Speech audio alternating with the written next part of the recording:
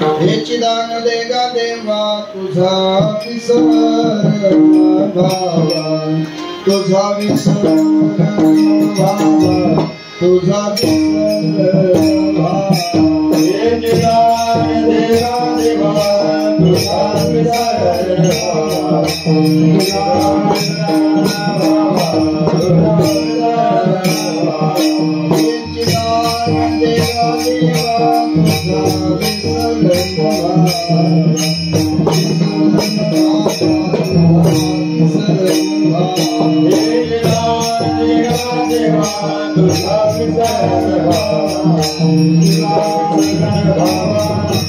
Bye.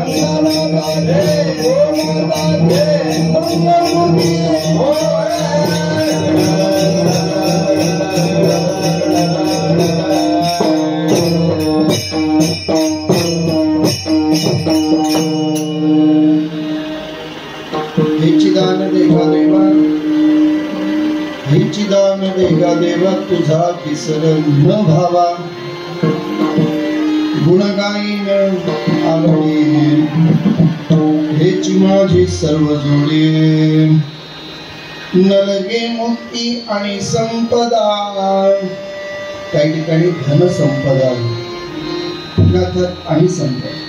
नलगे मुक्ती आणि संपदा संत संगती सदा.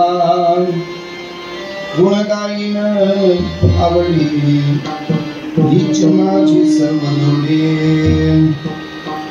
तुका म्हणे गर्भवासी, तुका म्हणे गर्भवासी सुखे घालावे आम्हासी. गुणगायीन आवडी हीच माझी सर्वदुडे. शांताकारं भुजगशयनं पद्मनाभं सुरेशं विश्वाधारं गगनसदृशं मेघवर्णं शुभांगं लक्ष्मीकान्तं कमलनयनं योगिभिर्ध्यानगम्यं वन्दे विष्णुं भवभयहरं सर्वलोकैकनाथं. लक्ष्मी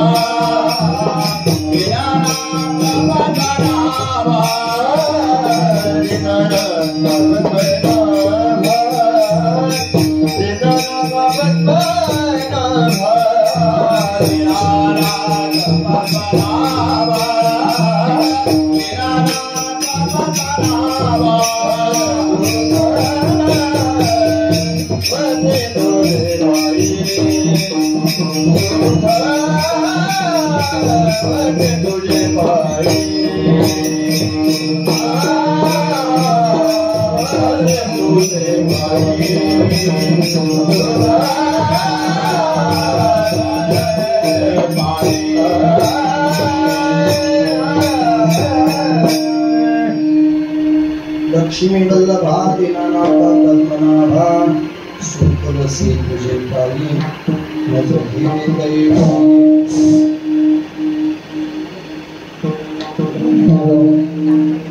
समचरणं सरोजं सान्द्रनीलावदाभं जगन्नाथपाणि मण्डलमण्डलानां तरुणतुलसी माला कन्दरं गर्जनेत्रं सदैवहासं विपुलं चिन्तयामि. ब्रह्मानन्दं परमसुखदं केवलं ज्ञानमूर्ति द्वन्द्वातीतं गगनसदृशं तद्वमसादिरक्षम् एकं नित्यं विमलमचलं सर्वधी साक्षीभूतं भावातीतं त्रिगुणरहितं सद्गुरुं नमामि. आता हृदयापुढे चौपाळणीय भले भले पैसोपाव दर्शे गुरूंचे किंवा आत्मरूपगणेश केले स्मरण होय सर्व विद्येचे अधिकरण हे जीवन श्री चरण श्री गुरूंचे ते नमस्कार. आता नमो ज्ञानेश्वर नमो धनेश्वर निवृत्ती उदारा सोपान देवा मुक्ताबाई नमो त्रिभुवन पावनी यत्र जननी देवा हे अलंकापुरी रम्य सिंहासनस्तपदां भूज तेजस्पति प्रदेशं विधेन्द्रादिदेवै सदा स्तूयमानं समाधिस्तमोक्तिं भजे ज्ञानदेवं. विठाला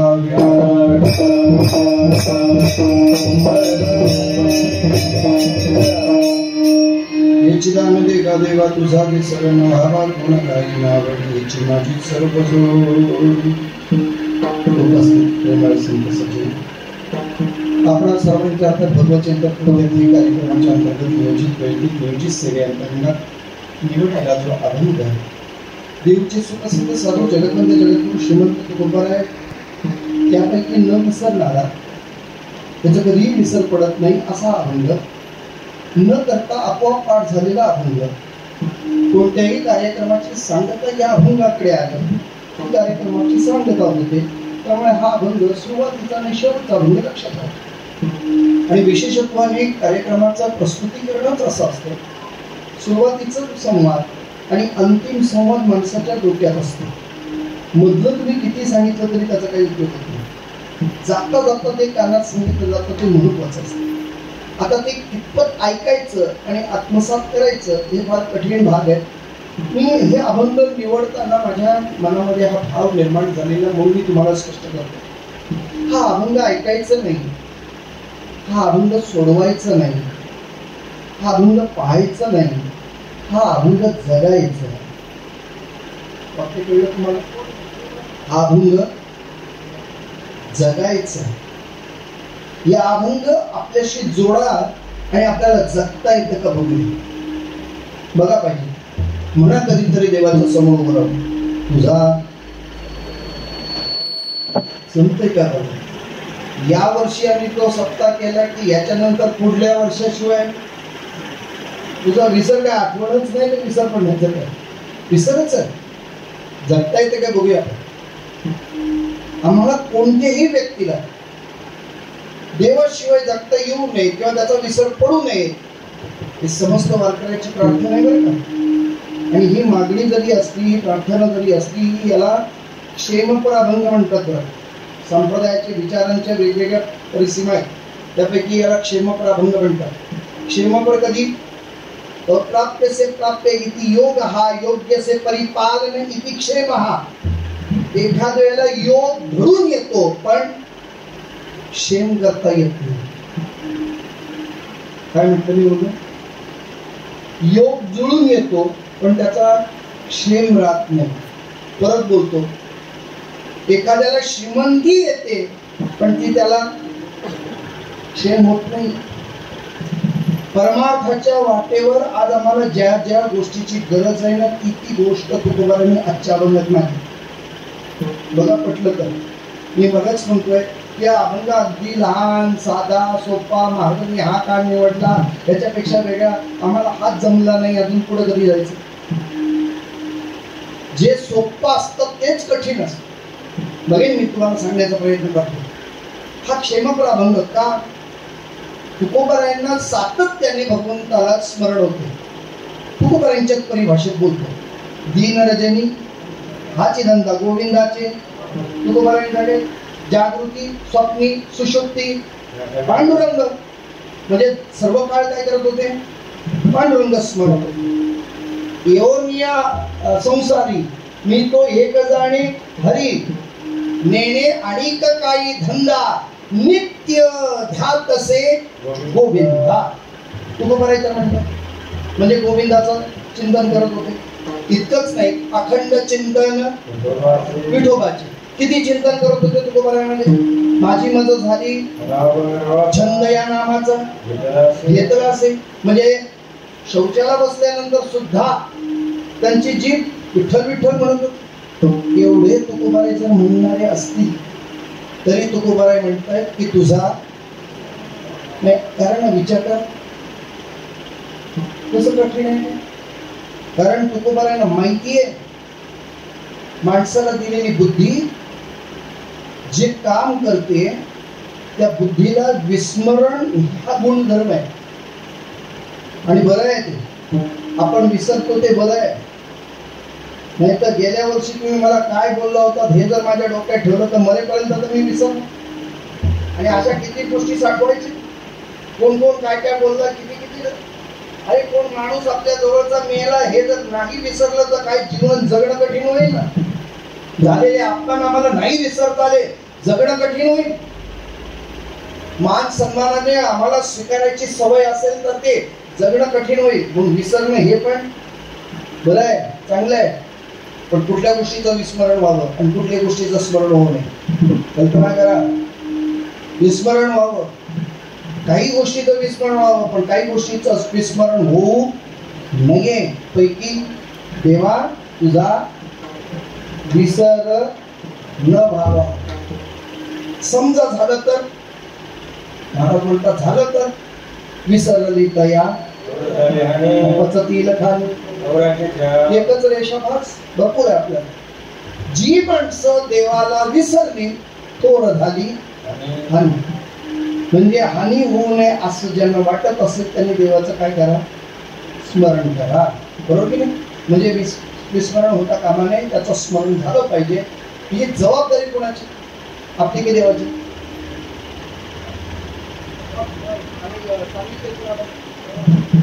तुझा विसर न व्हावा ही जबाबदारी कोणाला दिली? एवढं तुम्ही कल्पना करा, या अभंगाला कोणत्या अंगाने कशा पद्धतीने तुम्हाला फिरवायचं ते विचारतात. तुझा विसर न व्हावा ही जबाबदारी तुझी. म्हणजे या अभंगाचं पैलू पहा कसे आहे, विसर होऊ नये ही पहिली गोष्ट, आणि विसर न व्हावं ही जबाबदारी बघा तुझी आहे. तुकोबाराय म्हणतात, जर देवा असं जर घडलं, त्याचा अर्थ समजून घ्या बरं का. परमार्थ करणं सुद्धा हे आपल्या हातात नाही.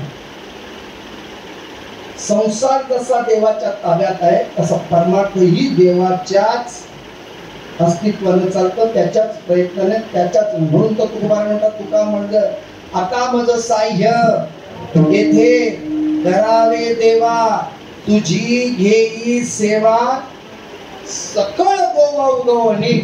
सगळ्यातून बाजूला काढून माझी सेवा करून घे, ही प्रार्थना उगाच नाही महाराज. विसर न व्हावा या गोष्टीचा विचार करा. चला आपण मला पुढे जायचंय, बराच विस्तार करता येते त्या अभंगाचा. मला वाटतं हे अभंग रोज घेतला ना तरी तो सुटायचा नाही, अशा पद्धतीचा आहे. तुम्ही आता बोलून जा. तुकाराम महाराज देवाजवळ सांगता, देवा द्यायचं आहे तुला दान, हेची दान देखा दे. म्हणजे आता या उत्तरावर ना प्रश्न काय असेल तेही आपल्याला कळलं. मोबाईलवर बोलताना इकडचा माणूस आपल्या बरोबर जो आहे तो बोलतो, तो आम्हाला कळतो, पलीकडचा दिसत नाही, पण त्यांनी काय बोललंय ते ह्याच्या प्रश्नाच्या उत्तरावर कळतं की नाही. मी दुपारी 12 वाजता नाक्यावर उभा आहे, म्हणजे त्यांनी असा प्रश्न विचारला, तुम्ही किती वाजता भेटणार. आता कळलं की नाही, अनुमान करता येईल की नाही. मी 12 वाजता तयार आहे, म्हणजे तुमची गाडी किती वाजता येऊ दे, मी तयार आहे. म्हणजे हे कळलं की नाही. हे जसं कळलं तसं तुकोबारायांना देवाने विचारलेलं असावं, तुकाराम महाराज आला काहीतरी मागून घ्या, नसेल मागत असाल तर मी स्वतःहून तुम्हाला द्यायला तयार आहे. तुम्हाला मी परतीच्या म्हणजे मोबदल्यात काही मागत नाही. दान दिलं की त्या दिलेल्या दानाचा माझा काही अधिकार राहणार नाही.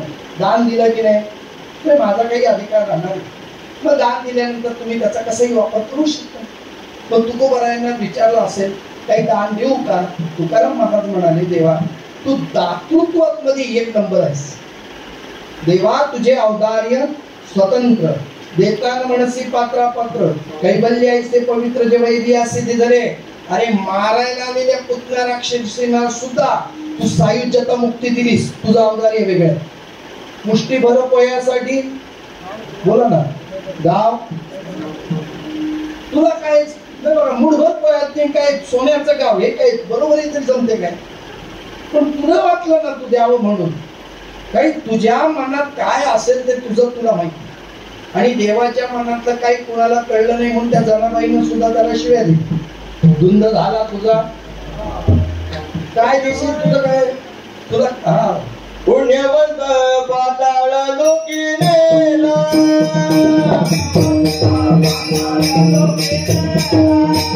तरी तो भाग्यवंत गेला, भाग्यवंत गेला, देवाचा पवन गेला, देवाचा पवन गेला, गोरक्याचा मन दिला,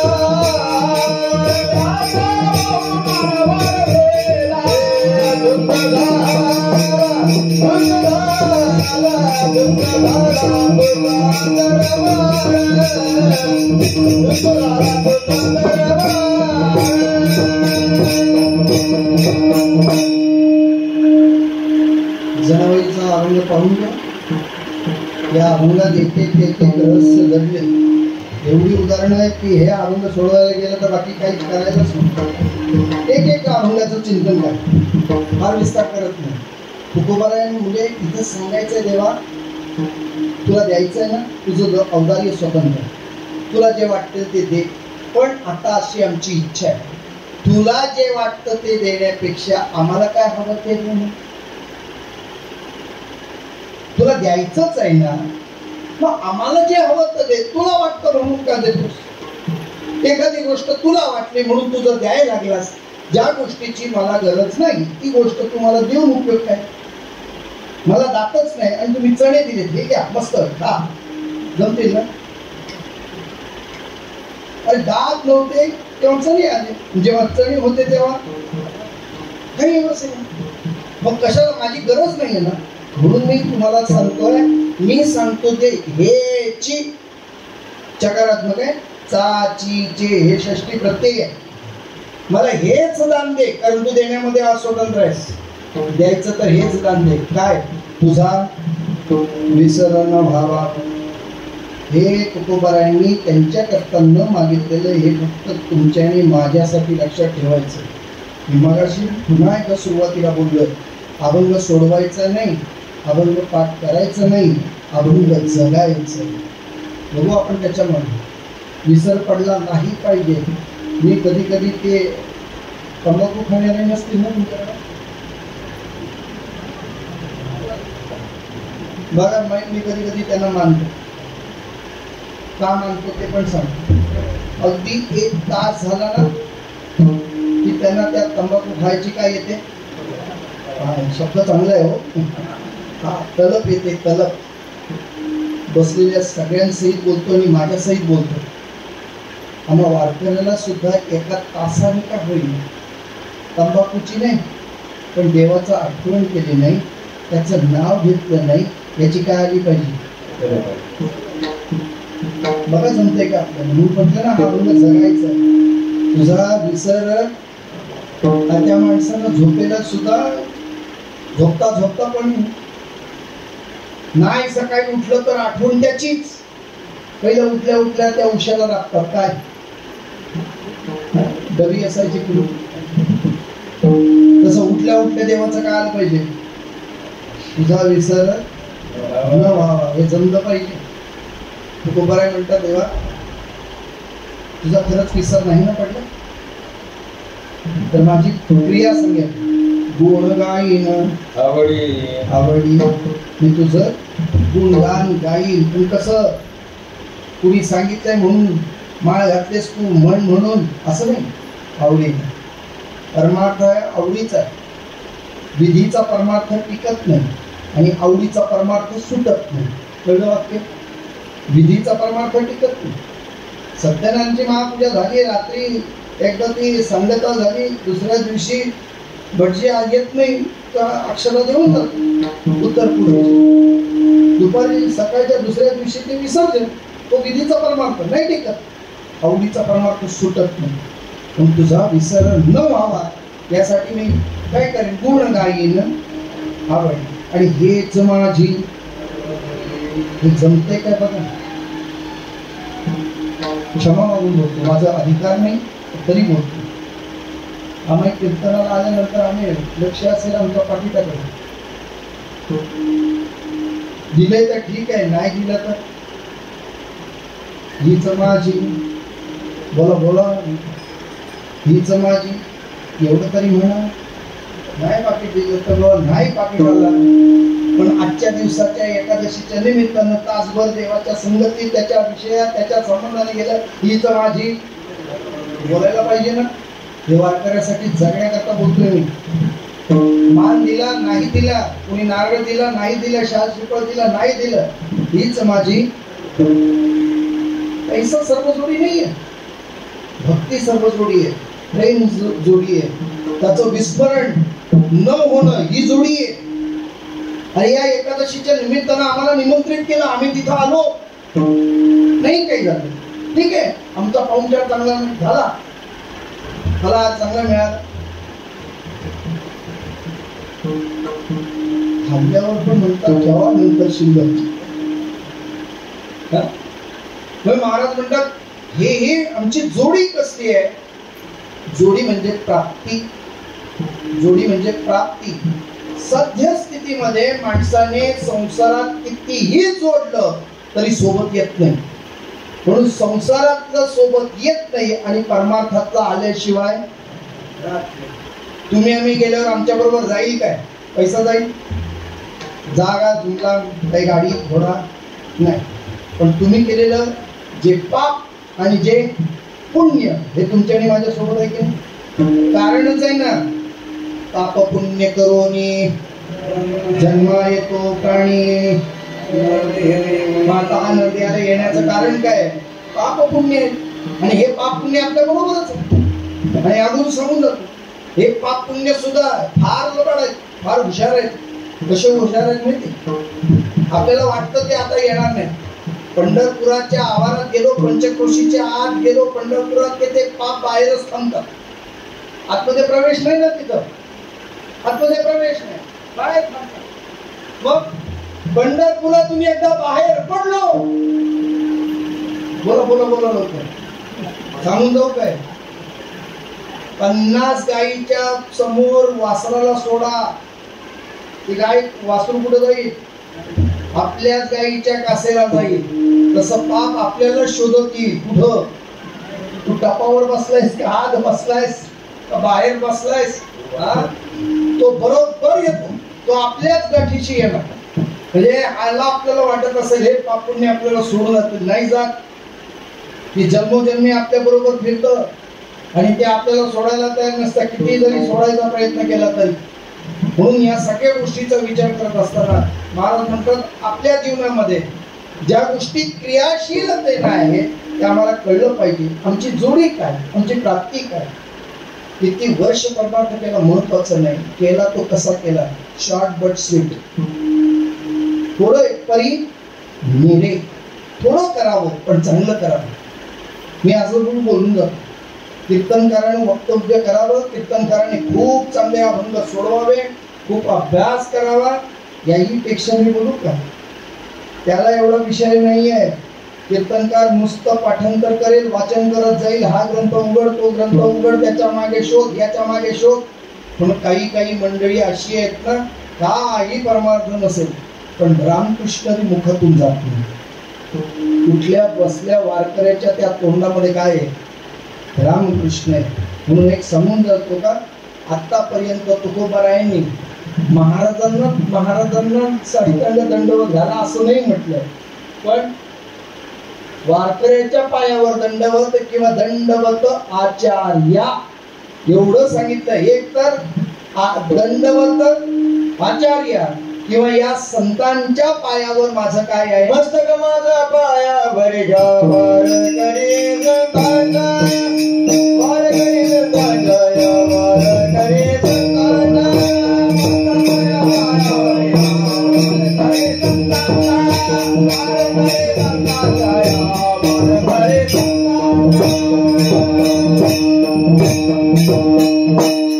गाथा उघडून पहा. श्री संतांचे संत वारकरी आचार्य यांच्याशिवाय तुकाराम महाराज कुठेही नतमस्तक होत नाही किंवा माझा नमस्कार असं म्हणत नाही. त्याचं कारण काय?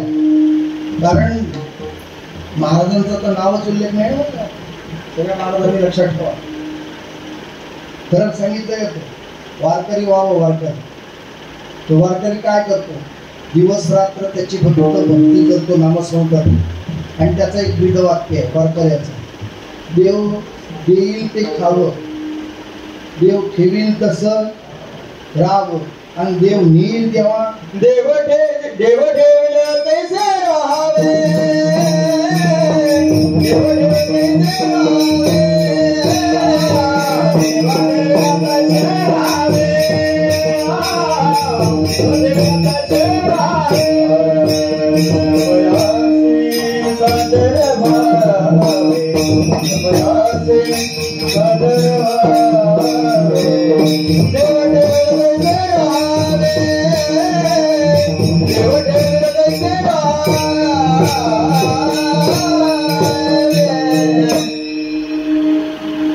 वारकऱ्याचं एक जीवन चरित्र सांगितलं. कसं आहे?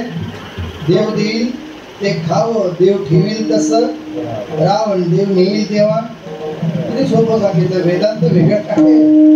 आणि या वारकऱ्यांनी काय केलंय? काही नाही, हेच माझी सर्व जोडी. किती वाऱ्या केल्या, किती नामस्मरण केलं, किती चिंतन केलं, किती सेवा केली, हेच आमच्या बरोबर. लाखो रुपये कमवा, हजारो रुपये, कोट्यांनी कोट्याधीश व्हा. कोटी सुद्धा हजारात मोजा, सोबत नाही येते. येईल तर परमार्थच येईल. म्हणून यासाठी एकच चिंतन आहे. महाराज हेच माझी सर्व जोडी काय गुण गाईन आवडी, हेच आमच्या बरोबर. मग याच्या व्यतिरिक्त तुकाराम महाराज काही घेत नाही, काही मागत नाही. देवाला असं वाटलं महाराजांना थोडं फसवावं, प्रलोभन दाखवावं, तर मोठी माणसं तशी सहजासहजी अडकत नाही. तुकाराम महाराज म्हटलं, तुकाराम महाराज देवाचं म्हणणं आहे का, तुम्हाला मुक्ती देतो, संपदा देतो तुम्हाला.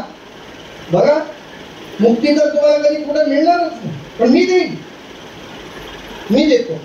तुकोबारा म्हणता, देवा तुझी मुक्ती नको. देवा ऐके ही विनंती, मज नको रे ही मुक्ती. दया इच्छा गती हेची सुख आगळे. अरे मुक्ती नको आम्हाला. काय मुक्तीमध्ये? अरे त्या वैकुंठात घेऊन ठेवशील तू आम्हाला, मुक्ती सांगतोस ना, पण देवा त्या वैकुंठाचा पण वास नको. त्या वैकुंठात सुद्धा आम्हाला राहायचं नाही. ती मुक्ती आम्ही इथंच अनुभवले. तुका म्हणे मुक्ती परणिली, आता दिवस चारी खेळ. ही मुक्ती नको आम्हाला. बरं, धन संपदा काहीच नको. मग काय द्यायचंय ना तुला? मग हे नको. मग काय दे? संत संग, बस एवढं. तुकोबारायांनी जेव्हा या गोष्टीचा निषेध व्यक्त केला, मला नको म्हटलं, देवाला राग आला बरं. मी द्यायला निघालो, तुम्ही मागितलं नाही तरी मी देत नाही, आणि तुम्ही माझा अपमान करताय. मी मुक्ती द्यायला निघालो. आतापर्यंत एखाद्याने वैकुंठात जावे इथपर्यंतची अवस्था होती. तुम्ही तुम्हाला मुक्ती देतोय, नको म्हणताय. संपदा देतोय, नको म्हणताय. आणि मागता काय? संत संग. तुम्हाला काय वाटतं संत संग इतका सोपा आहे?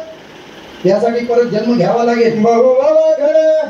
तुकोबाराय म्हणतात, देवा परत जरी जन्माला घातलंस तरी हरकत नाही. तुका म्हणे गर्भवासी सुखे घालावे आम्हासे विठ्ठला.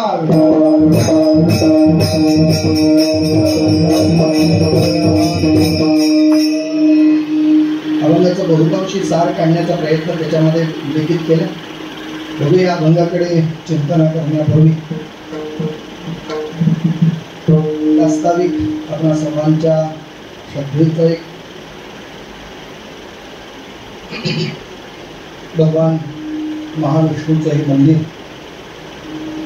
गेली 41 वर्षाची परंपरा असलेलं भगवान विष्णू देवांची स्थापना 1985 पासून 2025 पर्यंत, या सालापर्यंत भगवान श्री सत्यनारायणचे महापूजा या ठिकाणी श्री क्षेत्र नेगडे, तालुका पेण, जिल्हा रायगड या ठिकाणी संपन्न होत असताना उपस्थित असलेल्या सर्व ग्रामस्थ मंडळ, आपल्या सर्वांचे परमश्रद्धेय अंबाजी बाबा असतील, अजिनाथ स्वामी महाराज असतील, आणि ज्या परंपरेमध्ये आपण चाललात, जी परंपरा तुमच्या गाठीशी आहे, ज्यांनी आपल्याला हाताला बोटाला धरून हा परमार्थ आपल्यासाठी दार्जिना केला. मी काय वाटतो, आम्हाला वाटत नव्हतं, पण त्यांना वाटलं की आम्ही परमार्थात असावे, म्हणून बऱ्याच जणांना फक्त स्पर्श केला, काहींना सहवास लाभला, आणि त्या सहवासातून, त्या स्पर्शातून या परमार्थाची आवड, अभिरुची निर्माण झाली.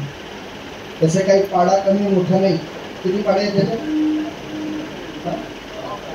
7 पाडे. म्हणजे एकेका पाड्यामध्ये फक्त 2-2 माणसं असतील ना. मग कल्पना करा, सगळीच का नाही आली? सगळी न येण्याचं कारण काय माहिती? त्यांना जो संग पाहिजे तो लागला नाही, तो गुण लागला नाही. लावण्याचा प्रयत्न जरी केला असला ना, तरी काहीतरी निमित्त केलं, देवाने तिला बाजूला. आपण भाग्यवान. 41 वर्षाची ही परंपरा या ठिकाणी आबादी ठेवत असताना त्यातली बरीचशी वर्ष माझ्याच वाट्याला आली. एक चुकून गेल्या वर्षी चुकला होता, पण मी हजेरी लावून गेलो होतो.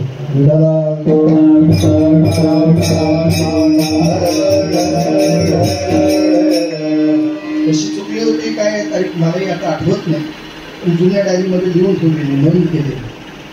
पण आपल्या सर्वांचं मी अतिशय प्रेम. नाहीतर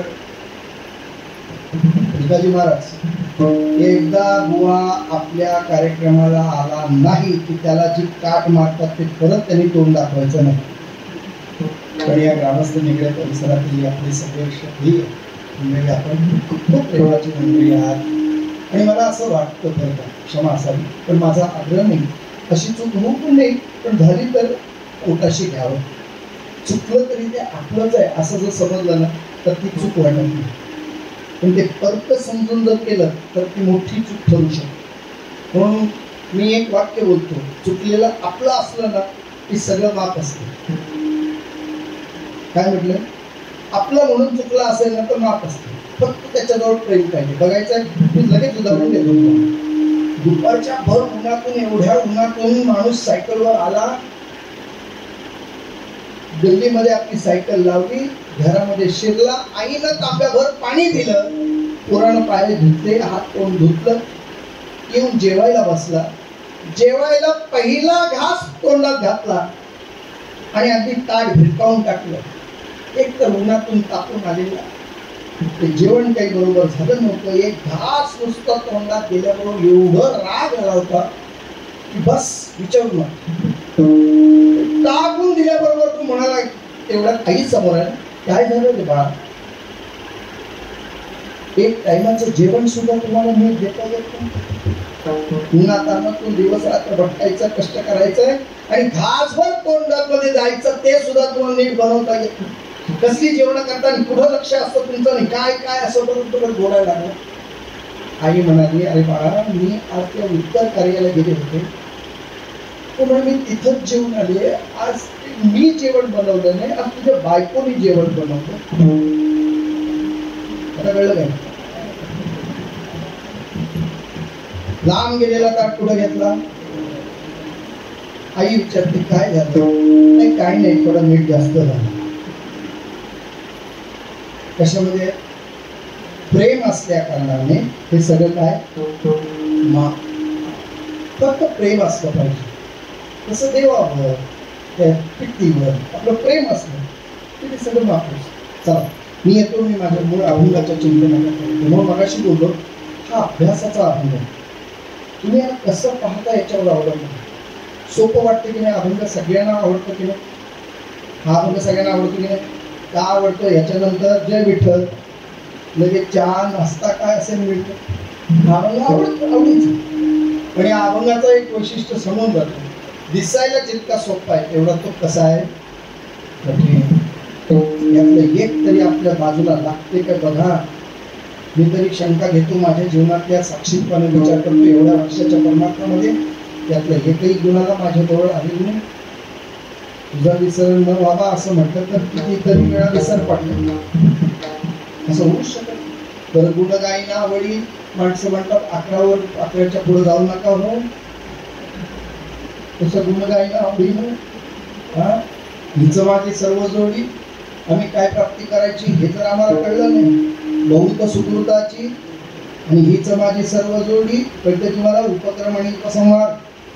पहिल्या अभंगात उपक्रम, बहुत सुकृताची जोडी, आणि या अभंगाचा उपसंहार आहे हीच माझी सर्व जोडी. बघा जरा व्यवस्थित जुळून अभंगा इतकं म्हणून म्हटलं की हे गांभीर्याने विचार केला तर कळेल. हा हे महाराज म्हणतात ही प्राप्ती आहे आमची, आणि हे आम्हाला जमतंय का? नाही जमणार आहे. बरं लौकिकाचा विचार केला तर आमचं नाव कुठल्या यादीत आहे त्याच्यावर अवलंबून. गाय तो कुणाच्या वर आहे ना कुणाच्या खाली आहे. बरं बरोबरीला असला तर फॉन्ट किती मोठा आहे, म्हणजे पत्रिकेत जरी नाव ठेवायचं झाला तरी त्याच्यावर आमचं लक्ष आहे. तो आकाराने किती मोठा आहे. तुम्ही समजा एखाद्या आमदाराचा, मंत्र्याचा, खासदाराचं नाव अशा बारीक अक्षरात केलं जमल ना? पत्रिका देईल, द्यायला जा, मग कळेल तुम्हाला का. अरे त्याला अधिकार आहे ना ते. म्हणजे हे सगळं पहा. महाराज म्हणतात ही तर आम्ही एखादी गोष्ट बोलतो म्हणून काही गोष्टी सोप्या वाटतात ना त्या कठीण आहेत. मी एक सोपं गोष्ट तुम्हाला सांगतो म्हणजे कळेल तुम्हाला. सोपं आहे ते किती कठीण आहे. मला वाटतं मागे एकदा उदाहरण दिलेलं आहे पण तरी एकदा आठवणी करता देतो. एका राजाने पण मांडला, मला जो कोणी न माहीत असलेली गोष्ट सांगेल त्याला 10,000 रुपये बक्षीस. गोष्ट किती मिनिटाची असू, 2 मिनिटाची, 5 मिनिटाची, 100 मिनिटाची, काय तुम्हाला जेवढी सांगायची तेवढी सांगा, फक्त मला माहीत नसलेली गोष्ट सांगायची. अहो कथाकारांची रांग लागली ना. काही काही पुराणातले शोधून काढले, पण राजाच्या समोर कथा सांगितली, गोष्ट सांगितली की राजा एका वाक्यात त्याचं पान करायचं. ही गोष्ट मला माहित होती. आता काय बोलणार आहात तुम्ही पुढं? तुम्ही म्हणाल ही बनवले, ही मला माहित होती, संपला विषय. कारण राजा सांगेल ती दिशा, भटजी सांगेल ती अमावस्या, आणि न्हावी ठेवी तशा मिशा. त्याच्यात बदल काय करता येणार नाही, बरोबर? मग राजाने सांगितलं हे नाही, मला ही माहिती होती, संपला. तासभर गोष्ट सांगून झाल्यानंतर तो राजा एका वाक्यातच, ही गोष्ट मला माहिती होती. विचारात तासभर कंटाळाच, पण बक्षिसाला पात्र ठरला. लोकांनी 5 मिनिटाची, 2 मिनिटाची, 10 मिनिटाची, 4 तासाची गोष्ट सांगितली तरी राजा म्हणायचा शेवटी मला ही गोष्ट माहिती. महिनाभर सत्र चाललं, राजा आनंद घ्यायचा. एक सकाळी पहिलाच माणूस आला, राजे साहेब मला गोष्ट सांगायची, बसा. राजाने सुद्धा ती व्यवस्था केली होती, असं दिलं होतं समोर, राजासमोर बसायचं, गोष्ट सांगायचं. सकाळी आलेल्या माणसाने गोष्ट सांगितली, ऐका तुम्ही. राजे साहेब गोष्ट अशी आहे, बोला बोला. तुम्ही लहान होता, मी लहान होतो. तुमच्या वडिलांनी माझ्या वडिलांनी त्यांना 20,000 रुपये दिले.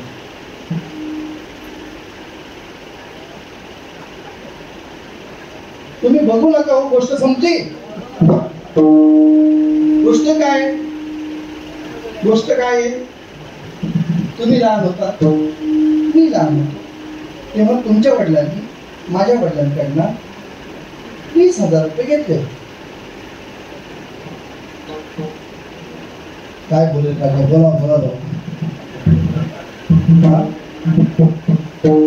माहीत असेल असं म्हटलं तर 20,000 रुपये द्यायला लागतात, आणि ही गोष्ट मला माहीत नाही. किती हजारात? बोला लवकर. बक्षीस मिळालं की नाही? 10,000. किती मोठ गोष्टी सांगितली, बोला लवकर. आता मोठी गोष्ट होती का? किती छोटी होती, पण केवढा व्यापक त्याच्यामध्ये बघा. तसा अभंग खूप लहान आहे, पण तो कसा आहे? व्यापक आहे. या अभंगाकडे जायचंय मला. अभंग सांगत असताना जगद्गुरु तुकोबाराय विचारांती विचार करतात ते नीट आहे. पहिली गोष्ट तुकोबारायांनी हे जाणलं, माणूस या संसारामध्ये इतका व्यस्त राहतो तो स्वतःला सुद्धा विसरतो. संसार करता करता तो काय करतो? स्वतःला पण काय करतो? विसरतो. तुम्हाला माहिती आपण कोण आहोत हे जर म्हटलं तर आम्हाला सांगता येत नाही. आम्ही आमची नावं सांगतो, पण मी वासुदेव तत्वतः विसरलो. मी अहम ब्रह्मास्मी, मी ब्रह्म आहे. सर्वं खिलविदं ब्रह्म, हे सगळं ब्रह्म आहे. तत्वमसी, तो मी आहे. हे काय झालं? विसरलो. आमच्या जीवनामध्ये या भविष्य काळातल्या संसारामध्ये जी जी माणसं आली ती माणसं विसरली.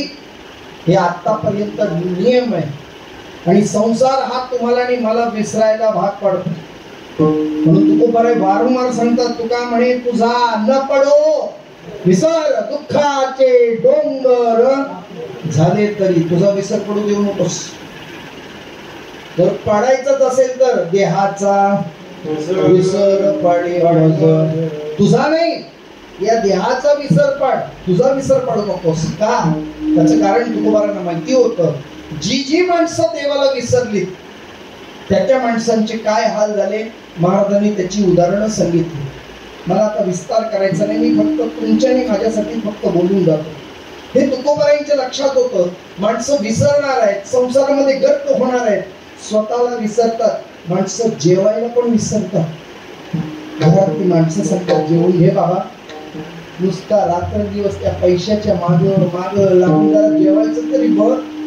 म्हणजे माणसं विसरतात. हे पहा, संसारामध्ये त्या स्त्री पुरुषाच्या प्रेमामध्ये स्वतःला विसरतात. मला देवाला विसरायचंही नाही. या संदर्भामध्ये पुढचा विषय तुकोबारांच्या लक्षात आहे. ही एक गोष्ट.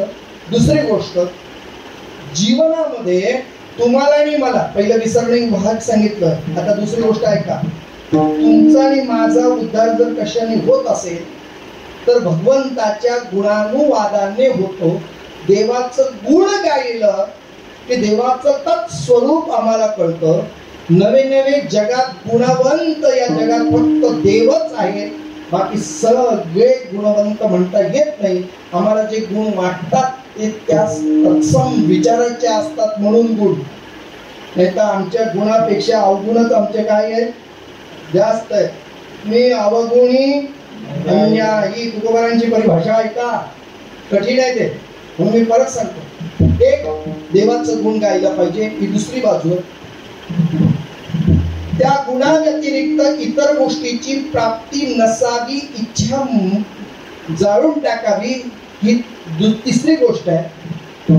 चौथी गोष्ट संत संघाची प्राप्ती व्हावी, ही चौथी गोष्ट आहे. आणि पाचवी गोष्ट जी महत्वाची आहे, जरी माझा जन्म संपला, या जन्मातून निवर्तलो, दुसरा जन्म जरी घ्यायची वेळ आली तरी सुखे घालावे आम्हासी. अंडरलाईन करून ठेवा, सुखे म्हणजे ज्ञानाने. माझ्या जवळचं आत्ताच ज्ञान पुढच्या जन्मात येताना ते ज्ञान तसंच राहिलं पाहिजे. तर पुढच्या वेळेला मी कशासाठी आलो ते मला कळलं पाहिजे. घेईन मी जन्म याचं ज्ञान आधी असलं पाहिजे. मागच्या जन्मात पुढच्या आवृत्तीमध्ये आलं आणि मागचं विसरलं तर उपयोगाचं नाही. जन्म घेतला भक्ती करता पण तो विसरला तर. म्हणून याचं ज्ञान असावं म्हणून सुखे घालावे आम्हासी, असा हा प्रसंगिक चिंतनीय अभंग आहे. या अभंगाचं चिंतन करत असताना तुकोबाराय देवाकडे काही मागत नाहीत, पण देवाला द्यावं वाटतं. कशावरून? मागण्याची आस. पाहे मुखाकडे चिंतिल्या रोकडे मनोरथ. बसले लोकांना मी फक्त तुम्हाला विचारतो, मागणारी माणसं आवडतात की न मागणारी?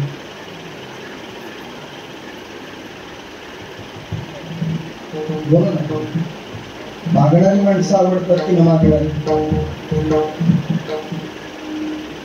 काही न मागे कोणासी, तोची आवडे देवासी. जो कधी कोणाकडे मागत नाही तो देवाला आवडतो. आणि मागणारा आवडतो काय? एक माणूस धाव सकाळी आला, महाराज रामकृष्ण काय पडला, साष्टांग दंडवत घातला. अरे म्हटलं राहते उठू कशाला. महाराज खूप दिवसांनी दर्शन घ्या. त्या दिवशी तुमचं छान कीर्तन झालं बरं का, कळतं ना तुम्हाला? छान तुम्ही पाहिलं बरं. आधी तासन तास मी तुमच्या त्या कीर्तनामध्ये असं रमतो.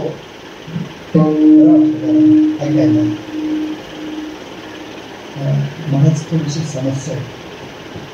1-2 हजार दिले आता बरोबर. कशात रमतो काय महाराज? आता एवढं सगळं गायलं, एवढं सगळं ऐकलं, मनाला सुखद अनुभव झाला. काय करावं लागेल? बोला लवकर. आता काय करावं लागेल? अरे एवढी स्तुती करणारा कोण भेटलाच नाही सकाळपासून. हा एकमेव. नाही महाराज, तुम्ही काळजी करू नका. परवा मी तुमच्या हातात, तुम्ही घरी नसलात तरी घरी देऊन ठेव. एवढा विश्वास दिले ना काढून. 2 दिवसांनी भेटला. महाराज खरंच उपकार आहे बरं का तुमचे, मी विसरणार नाही तेव्हाच. परवा आलाय तो आता, खरंच विसरणार नाही. फक्त आता असं करा, 1,000 अजून द्या. मी परवा तुम्हाला 3,000 करून बोला ना लोक. हे 2,000 मिळायला पाहिजे म्हणून काय केलं?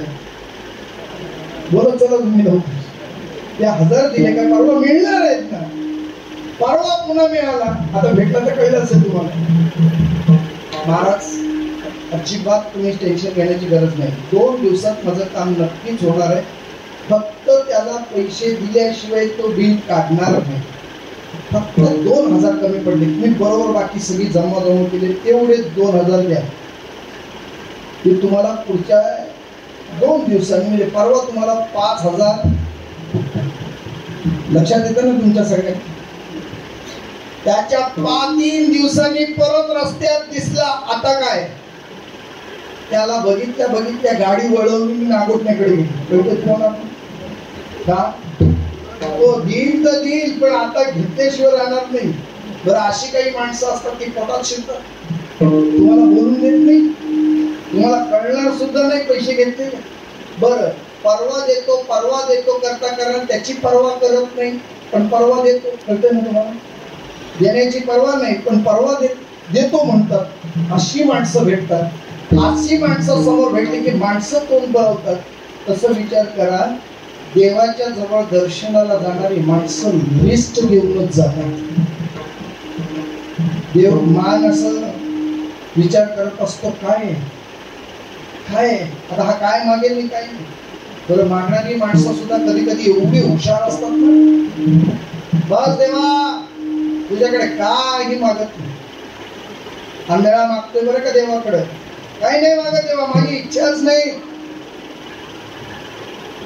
फक्त एकच इच्छा शेवटची, जाता जाता एवढं वर्ष तुझं गुणगान गायले, एकच इच्छा. काय इच्छा? माझ्या नातवाच्या डोक्यावर राजछत्र दिसावा, एवढीच इच्छा. बरं, याचं वय 65. वाक्य कळलं तुम्हाला? याचं वय किती? 65. काय वाक्य बोललंय? तो एकच वाक्य बोललंय, माझ्या नातवाच्या डोक्यावर राजछत्र असावा आणि तो दिसावा. आता हा आहे जन्मांध, म्हणजे याला जन्मापासून डोळे नाही. बरं, याचं वय काय आहे? 65. याचं लग्न झालेलं नाही. बोला आता लोक, याला काय व्हायला पाहिजे? नातू व्हायला पाहिजे ना. म्हणजे ह्याचं काय झालं पाहिजे? पहिलं याचं लग्न झालं पाहिजे, याला बायका मुलं झाले म्हणजे त्याला मुलगा व्हायला पाहिजे. याच्या नशिबात नसलं तरी व्हायला पाहिजे. बरं, त्याला नुसता मुलगा होऊन चालणार नाही, मुलगा होऊन चालणार नाही, त्याचं पण काय झालं पाहिजे? लग्न लागलं पाहिजे. बरं, त्यांचं लग्न लावून चालणार नाही, त्याला आता मुलगी एक मुलगा आहे, त्याच्या नशिबाला ते बघून बदलून द्यावं लागेल. आता देवाला किती संकट आहे, मागितलंय किती? एकच, माझ्या नातवाच्या. बरं, याची परंपरा भिकाऱ्याची, आणि याला काय पाहिजे? राजछत्र. म्हणजे परंपरा कुठली आली पाहिजे? राजाची परंपरा. म्हणजे कल्पना करा, मागणारे सुद्धा कसे बुद्धिवान आहे. तुकाराम महाराज म्हणतात, हे बाकी सगळे जरी मागणारे असले तरी देवा तुझ्याकडे हात पसरणार नाही. हे आमच्या वडीलपार्जित विचार आहे. काही मागणे आमानुजी वडिलांची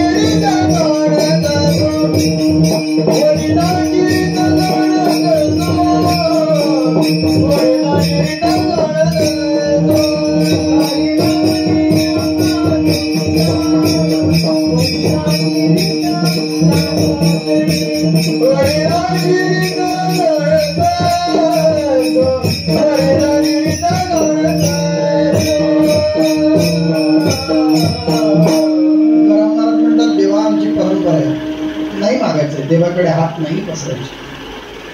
साकडे तुझं कपडे केणे तुझे भक्तीबीण माय बाप्पा, आमची परंपरा सांगतो देवा. माहित असेल तर सांगतो, तुझ्याकडे काही मागणार नाही, तुला काही साकडं पडेल, संकटात पडशील असं काहीच मागणार नाही.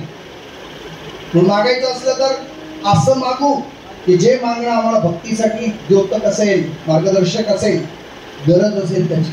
म्हणून तुकोबाराय सारखे मागत नाही, पण देव त्यांना हो विचारतात, मागा ना काहीतरी.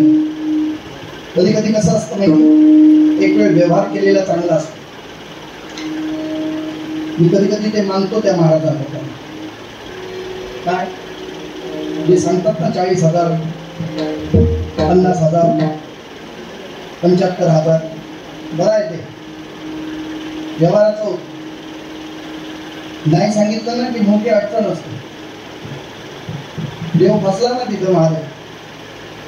महादेवाच्याकडे वास्तुशांतीच्या निमित्तानं रावण आला होता. रावणाने पूजा केली, वास्तुशांती अगदी छान झाली, भगवान महादेवजी खुश. आणि त्यावेळेला ब्राह्मण कोण होता तेव्हा गुगलवर सर्च केला होता, फक्त रावणाचंच नाव आलं, अल्टरनेट कोणच नव्हतं.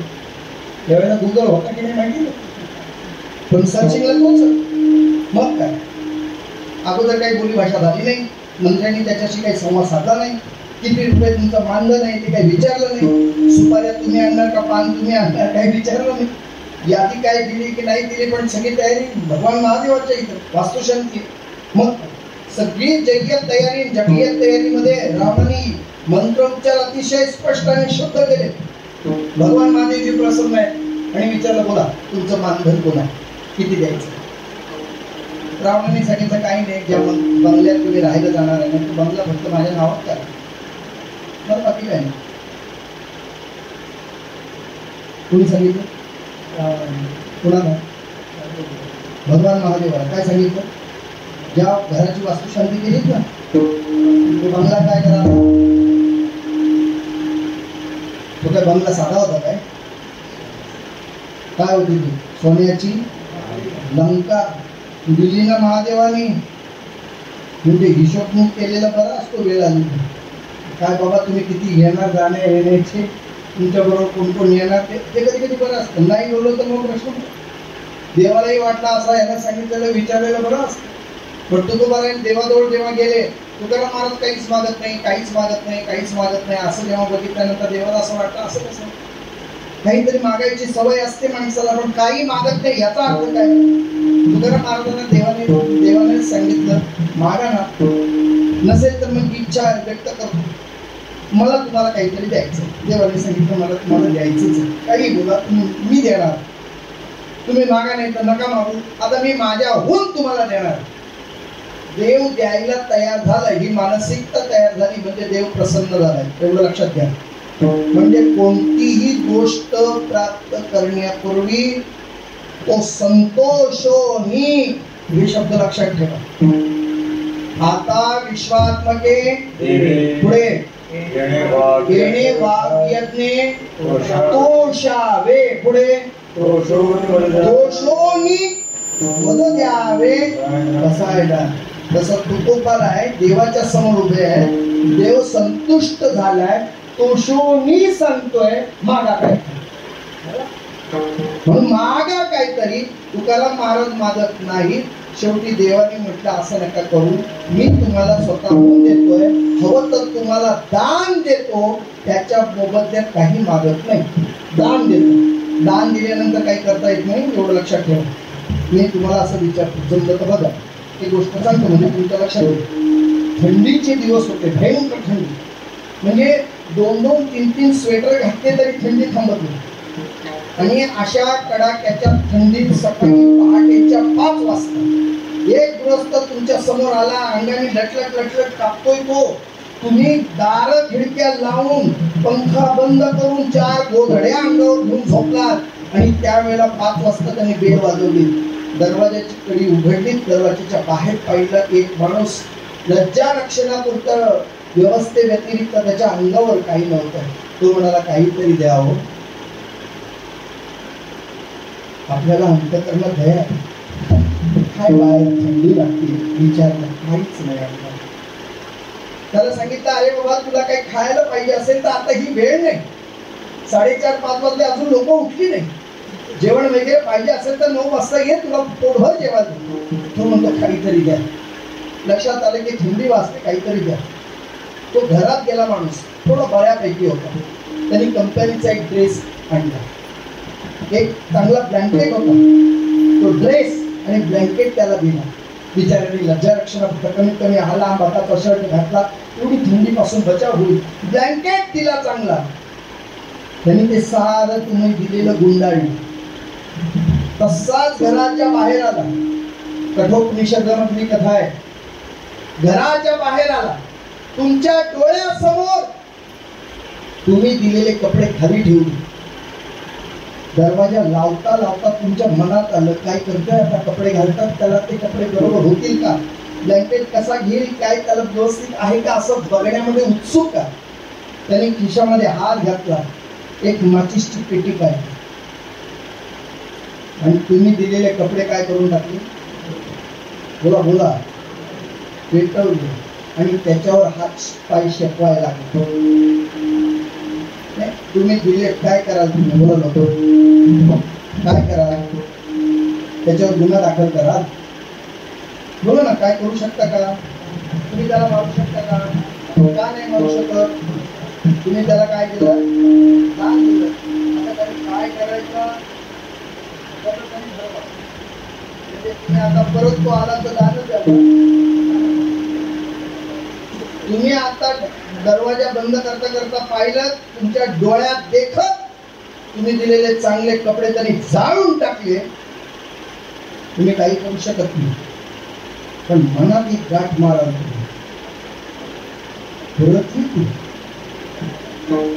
नाक रगडलंस तरी आता तुला येणार नाही का? अरे चांगले दिले होते, असे जाळून टाकलेस. नाही कळलं तुम्हाला?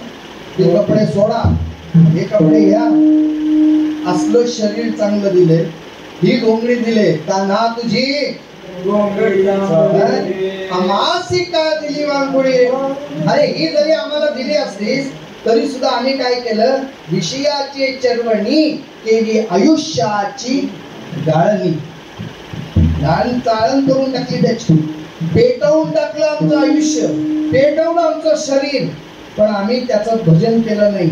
तो दान दिलेल्याच्या शब्दामध्ये मला फक्त सांगायचं आहे, दान दिल्यावर तुम्हाला काही करता येत नाही. तसं देवानं विचारलं, तुकाराम महाराज मी तुम्हाला काहीही बोलणार नाही, पण तुम्हाला मी दान देऊ इच्छितोय. तुकाराम महाराजांनी सांगितलं, देवा देतोयस ना दान, मग 11:15 वाजता दान दिल्यानंतर मी कधी बोलणार? पण द्यायचं असेल तर एक मात्र दे. कोणतं दान? अभंगाचं पहिले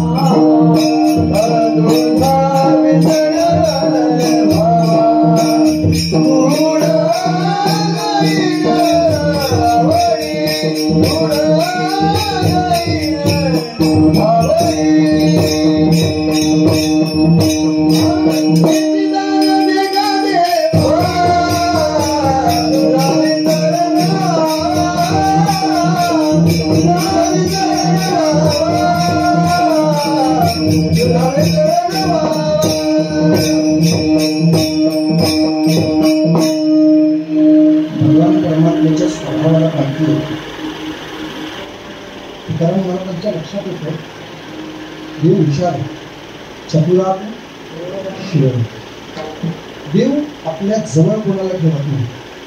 आता देव आपल्या जवळ जवळ ठेवत नाही, देव आपल्यापासून दूर करतो. आईचा स्वभाव आहे देवाचा.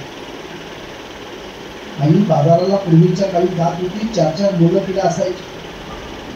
आई आली की लांबून दिसलेली आई बघितली, धावत धावत तिच्या आईच्या जवळ जायची.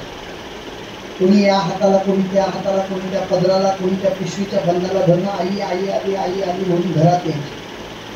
आईनं सामान, बाहेरचं बाजारातलं सामान आणलेलं असतं आणि मग त्या सगळ्या पिशव्या रिकाम्या करायच्या. करता करता एकाला भावली मिळते, त्याने भावली घेतली, निघून गेला. दुसऱ्याला छान खायला मिळालं, आवडीचं खाणं मिळालं, त्यांनी खाऊ घेतला, पळून गेला.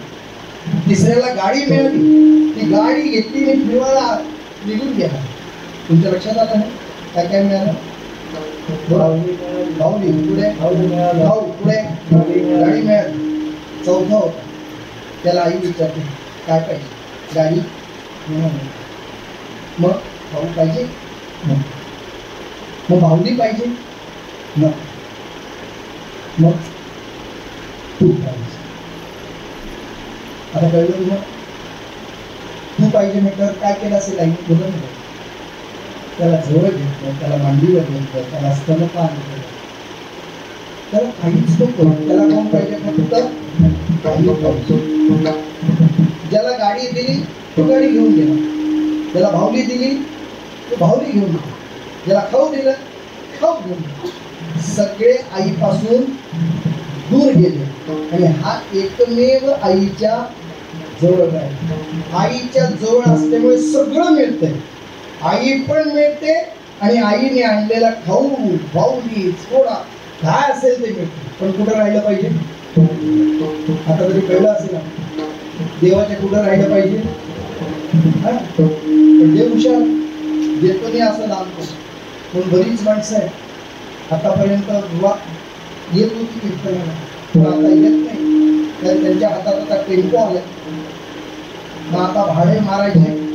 मग आता काय एकादशीला पहिला जागराला असायचा, काकड्याला असायचा, आता नाही. भाड्याला गेला तो गेला, दुसऱ्याला बायको मिळाली. तो पूर्वी येत होता सत्याला, आता नाही येत. काय नाही, ती एकटीच असते घरी. आणि पहिला असेल तर बघा तुम्ही, तो तिथंच राहिला. खाऊ होय, मग ते हॉटेल असेल, कुणी बोलवलेलं निमंत्रण असेल तर सगळे इथं बाजूला ठेवतात, मग तिथलाच विचार करत. पण हे सगळं सोडून आम्हाला देवाचं भजन करायचंय, देवाला स्मरायचं आहे. आणि हे तर फार महत्वाचं आहे. देव सगळ्यांना आपल्यापासून दूर करतो. तुकोबारायांना माहिती होतं, देवा तुझं काही नको. मला आठवतंय, मी सांगू का देवा, तू जे जे दिलंस ना त्याचा परिणाम आहे. त्या सुदामाला नगरी दिलीस रे, पण त्याला सोन्याची नगरी देऊन त्याला तिथंच ठेवलंस. त्या बिभीषणाला तुझ्या जवळ आला, त्याला काय दिलीस? लंका दिलीस. त्या बिभीषणाला तिकडे ठेवलंस.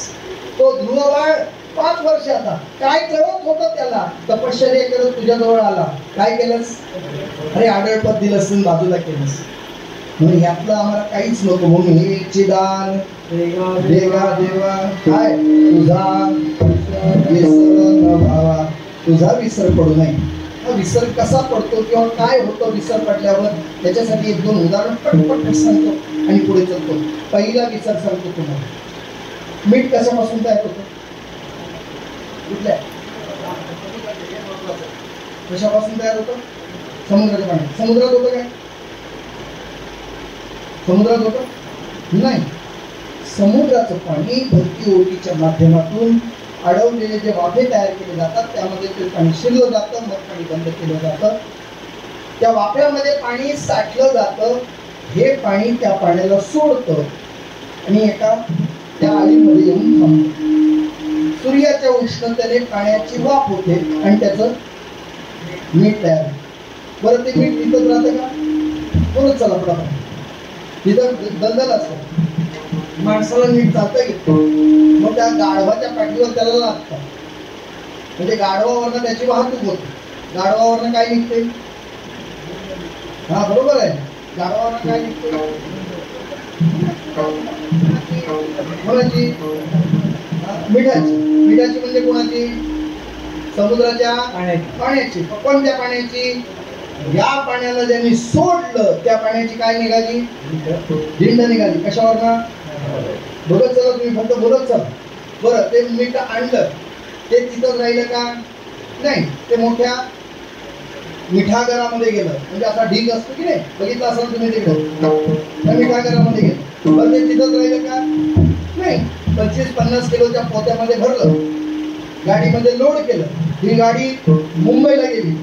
तिथे तिच्यावर प्रक्रिया झाली, त्याचे बारीक पाऊस तयार झाले. ते मीठ तिथून पुढे आलं, पेनला आलं, पेनवरनं वडगळला आलं, वडगळवरनं बोलत चला तुम्ही बडाबडा, आमदेवला आलं, निगड्याला आलं.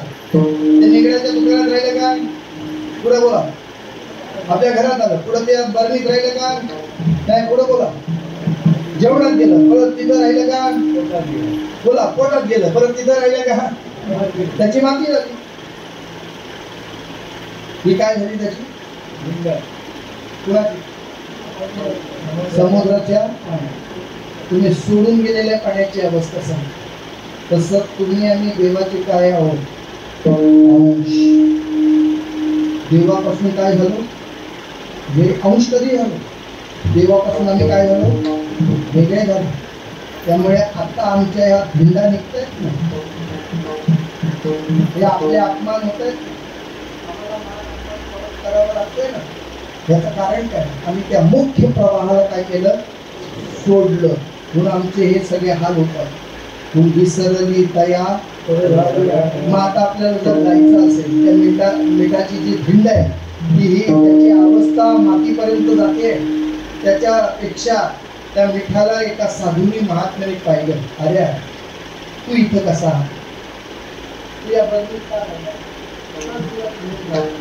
त्या साधूने त्या मिठाला उचललं आणि समुद्रात नेऊन टाकलं. आता बोला, तू कुठे गेला? कुठे आला? समुद्राला. नो हे सारिता विराळे लवण मेळ दिता. तसं महात्मा आम्हाला आमचं स्वरूप दाखवतो, साधू आमचं स्वरूप दाखवतो. आणि तू विश्वव्यापक या परमात्म्याचा अंश आहेस, तू परमात्मा, तू स्वरूप आहेस, आम्हाला तिथं नेऊन दाखवतो. ही जी ओळख करून देणं आहे, याचाच विसर आम्हाला पडलाय. म्हणून तुकोबाराय म्हणतात, तुझा विसरण व्हावा. नाही विसर पडला तर मी काय करेन? पुन्हा गाईन आवडी, पुन्हा गाईन आवडी, पुन्हा गाईन आवडी, पुन्हा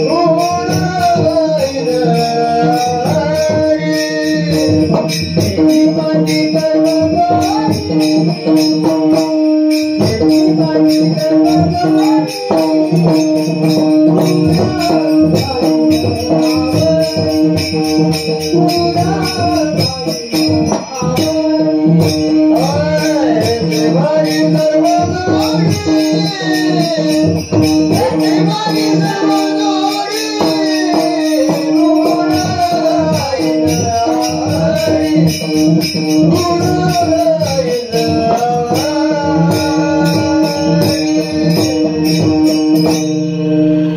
भगवान परमात्म्याचे गुणगान गावे.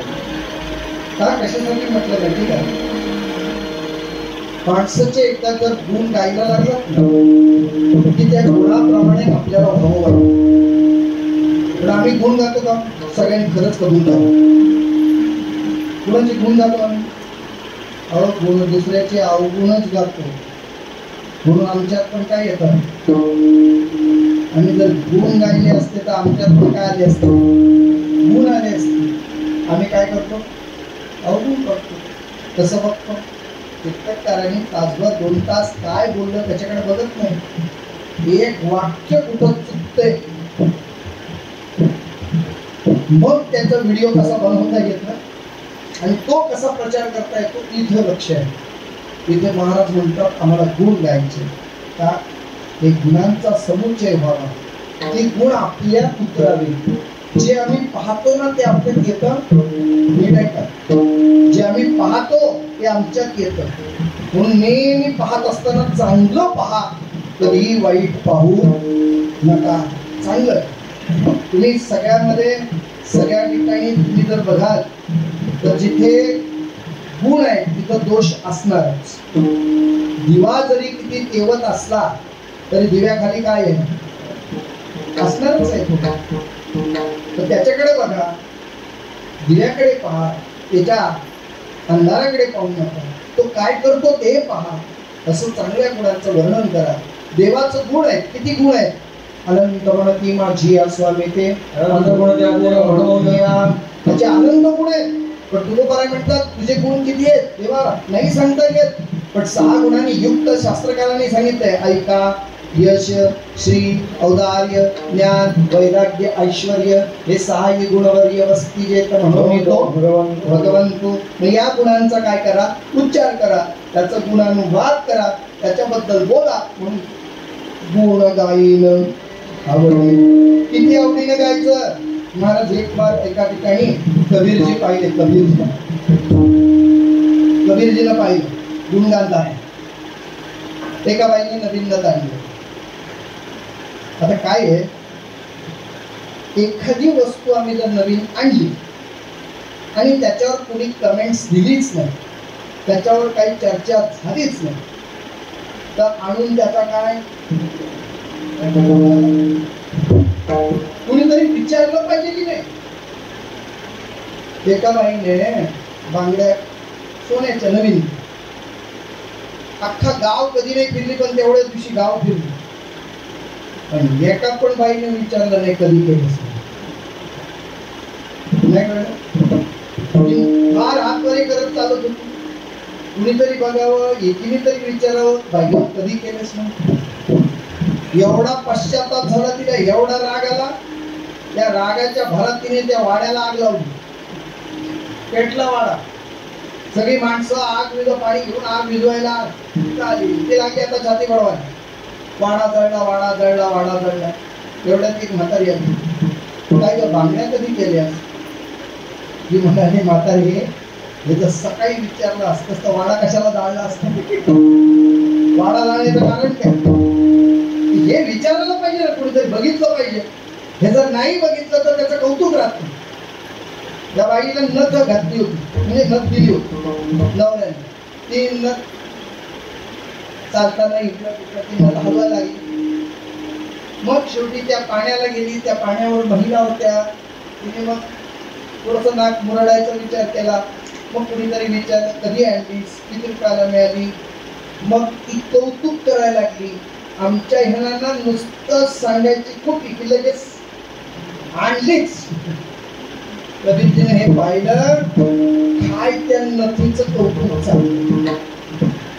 काय काय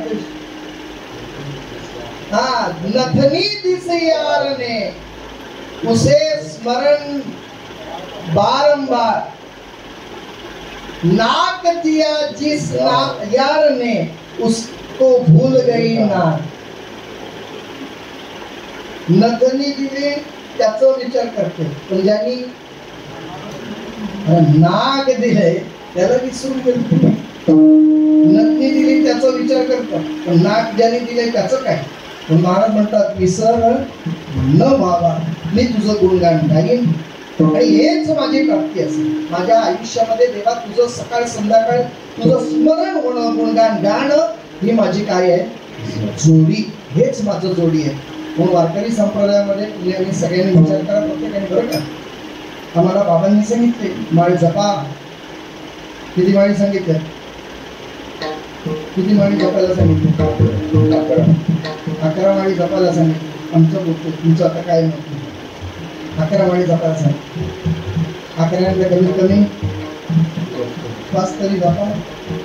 5 लोक पण कमीत कमी. आता याच्यापेक्षा पण सूट घ्यायची तर काय म्हणायचं. आम्हाला नियम आहे. म्हणजे खरंच सांगतो आज आम्ही या गादीवर उभा होतो आमच्या केवळ आई वडिलांच्या या पुण्याईनं. त्यांनी आमच्यावर संस्कार त्या पद्धतीने केले. लहानपणी तुळशीला पाणी घातल्याशिवाय, कळत नाही तोपर्यंत देवाला नमस्कार केल्याशिवाय, कळायला लागलं तर देवपूजा केल्याशिवाय, गीतेचा एक पाठ एक अध्याय, विष्णू सहस्रनाम आणि ज्ञानेश्वरीची काही ओव्या एवढं वाचल्याशिवाय आमच्या आईनं आम्हाला कधी भोजन दिलं नाही. नाश्ता नाही, चहा नाही. आणि समजा लवकरच आम्ही ओरखलो कारण आमची आई शिकलेली नाहीच. लवकर उरकलो त्या आई झाला तुझं एवढ्या लगेच कसं काय झालं त्याला कळते तुम्हाला. म्हणजे मी जरी फसवायला गेलो तरी आमची आईचा लक्ष एवढा लवकर कसा झाला नाही. वाच नाही वाच हे करून करून आम्हाला ते संस्कार बसवले. ही काय झाली त्यावेळेच्या त्या कथेमुळे आज आमच्याकडे ही जोडी मिळाली. तुमच्या समोर उभं राहतोय, तुमच्या समोर एक चिंतन करतोय. याला कारण काय? हीच माझी सर्व जोडी, ही प्राप्ती. आयुष्यात दुसरं काय मिळवायचं आम्हाला हे जोडायचं. आणि महाराज म्हणतात याच्याशिवाय दुसरं काही नको देवा तुझा विसर न व्हावा, गुण गाईन आवडी हीच माझी सर्व जोडी. तुकाराम महाराज काही मागत नाही. तुकाराम महाराज काही घ्यायला तयार नाही. देवाने सांगितलं आता असं करा, मी तुम्हाला काही देतोय, जमते का बघा, त्यापैकी घ्या. तुकाराम महाराजांच्या समोर प्रलोभन ठेवलं. संपदा देतो, धन देतो, ऐश्वर्य देतो, मुक्ती देतो, बोला काय पाहिजे. तुकोबारांनी निषेध व्यक्त केला. अभंगाचं 3रं संपदा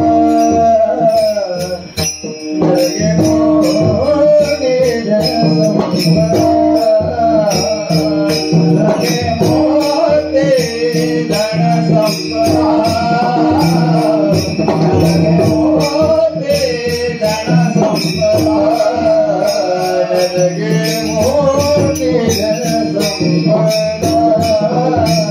लगे मोती धन संपदा लगे मोती धन संपदा लगे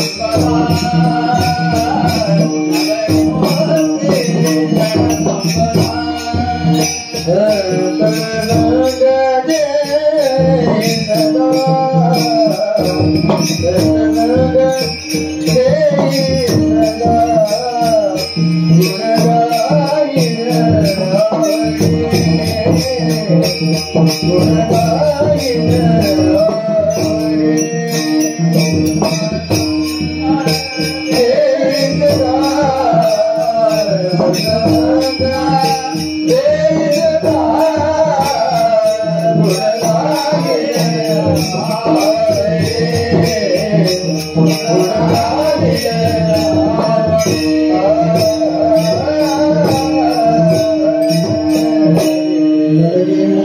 आणि संपदा संत संग देही सदा. नको केव्हा म्हणतो माणूस नरके नको म्हणतो का? एखादी व्यक्ती देते आणि आपण नको म्हणतो. असं कधी घडतं का? मला तरी वाटतं फुकट देत असेल तर कधीच नाही घडणार. वारीच्या वाटेवर जातो ना आपण, फुकट मिळायला लागले की लोकांच्या हात पुढे. अगदी माझ्याबरोबर चालणारा व्यक्ती सुद्धा त्याला त्या गर्दीमध्ये काय हरिपाठाचं पुस्तक काय देत होते? 5 रुपयाला हरिपाठाचं पुस्तक. मी त्यांनी विचारलं का हरिपाठाचं पुस्तक तुमचं हरिपाठाचं तुझं पाठ आहे, मग बायकोचं पाठ नाही, तिचं पण पाठ आहे, मग पोरांचं पाठ नाही का? नाही, त्यांचं पण पाठ आहे. मग पुस्तक आहे तुमचं फुकट मिळतं. फुकट मिळते म्हणून सगळं घ्यायला तयार. बरं, या पाण्याच्या बाटल्या आता मला ते दाखवतात मला, पण तिथे 1-1 लिटरची पाण्याची बाटली. ते विचार काय माणूस असेल त्याच्या त्याच्यामध्ये येतो काय त्याला वाटतं असं एक तासाने तो येतो, बॉक्सच्या बॉक्स घेऊन येतो. बॉक्सच्या बॉक्स आणलं की काय करतो? लोकांची अशी झुंबड, कुणाच्या हाताला लागेल ती बाटली उचल. बरं, पीत नाही. बोला लवकर. हा, त्याच्यासाठीच. पण मी एक सांगू तुम्हाला, वाहणारे वेगळे आणि उपभोग घेणारे वेगळे असतात. हे 10 किलोमीटर 15 किलोमीटर पर्यंत पाणी पीत नाही, नुसतं ओझा वाहरेकरी. जरा बाजूला गेला म्हणून 10 किलोमीटर आणलं ना पाणी, त्याला मिळालं, भलतच घेऊन गेलं. कधी कधी वापर करता येत नाही, त्याचं कारण हे. बरं, आमच्या इथे त्याला मी बऱ्याच वेळेला म्हटलं, पाणी द्यायचं झालं तर बाटलीचं झाकण काढायचं आणि भाटकन फेकून द्या. आता ठेव कुठं बाटली ठेवायची, म्हणजे ते पील आणि दुसऱ्याला देईल की नाही. काही काही गोष्टी अशा आहे का तिथं महाराज फक्त एवढंच सांगायचं, देव तुकोबाराय काही मागत नाही, काही घेतही नाही. तुकोबारायांना काहीतरी प्रलोभन दाखवायचं ना, म्हणून फार हुशार देवाने.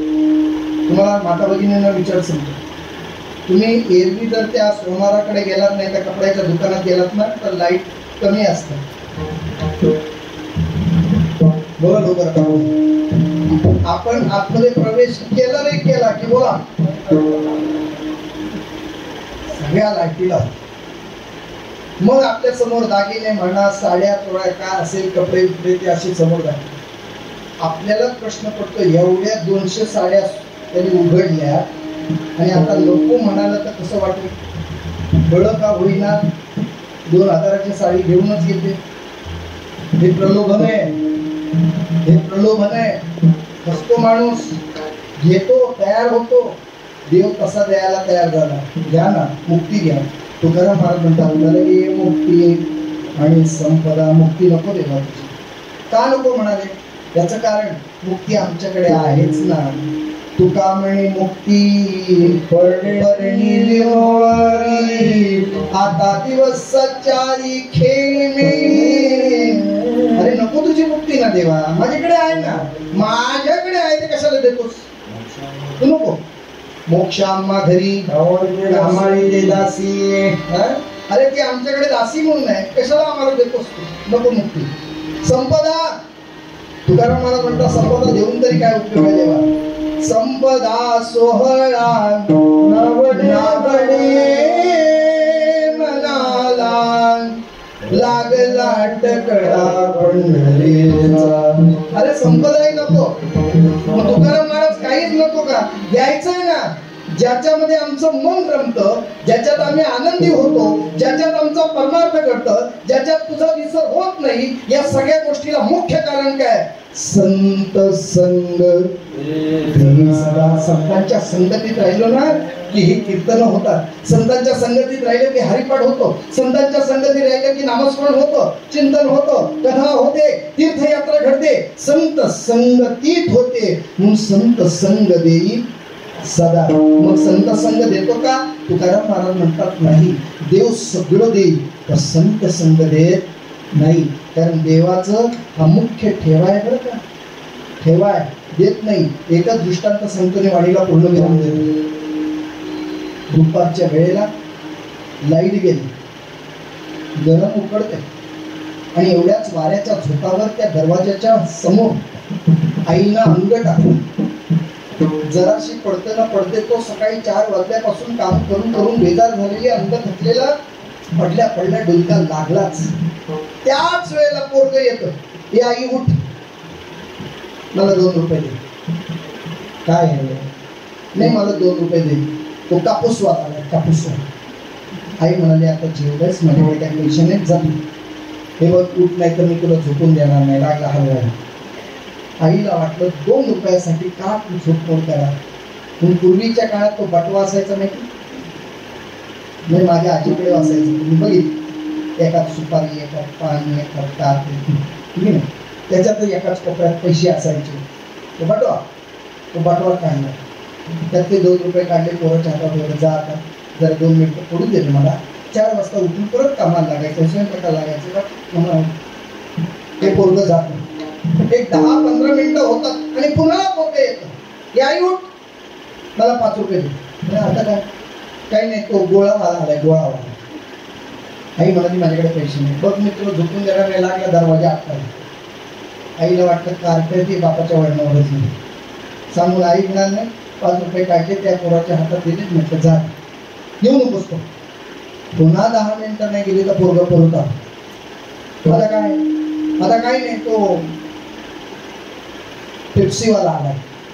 अरे म्हटलं आता मला खाल्लंच नव्हतं. नाही नाही नाही, पेप्सी घेतात, सगळे घेतात, मला पण पाहिजे. हट्ट करायला 5 रुपये परत देताना आईने मात्र एक वाक्य बोललं. असा किती वेळ सतावणार आहे तुम्हाला? किती वेळ सतावणार? त्या पोराने उत्तर दिलं ते ऐका. तो पोरगा काय म्हणाला, आई तू तुला पुन्हा पुन्हा नाही सतावणार. काय कर माहिती आहे, तू तुझा बटवा आहे ना, तू माझ्या ताब्यात, मग मी तुला सतवणार नाही. तसं तुकाराम महाराजांनी बटवा मागितला देवाकडे. कोणता? अखंड जया तुझी